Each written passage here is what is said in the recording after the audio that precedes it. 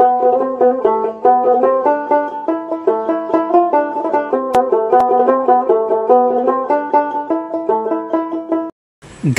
কাপাসিয়া সহ আশেপাশের এলাকায় লালমাটিতে চাষ ও মিষ্টি আনারস দিন দিন ব্যাপক জনপ্রিয়তা অর্জন করেছে।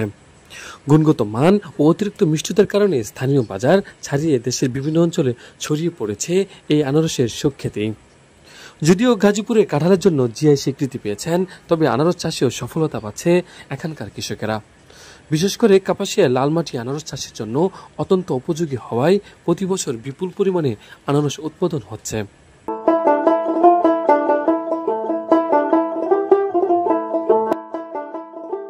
চাষিদের মতে গাজীপুরের আনারস টাঙ্গাইল মধুপুরের অঞ্চলের আনারসের চেয়েও বেশি মিষ্টি ও সুস্বাদু, যার ফলে মানুষের আগ্রহ বেড়েছে অনেক। প্রতিদিন বিভিন্ন এলাকা থেকে মানুষ ছুটে আসেন এই আনারসের স্বাদ নিতে। কেউ সরাসরি বাগানে গিয়ে খাচ্ছে, আবার কেউ কিনে নিচ্ছে বাড়ির জন্য। সরাসরি মাঠ থেকে সংগ্রহ করার সুযোগ থাকায় আনারস প্রেমীদের আগ্রহ আরও বেড়েছে।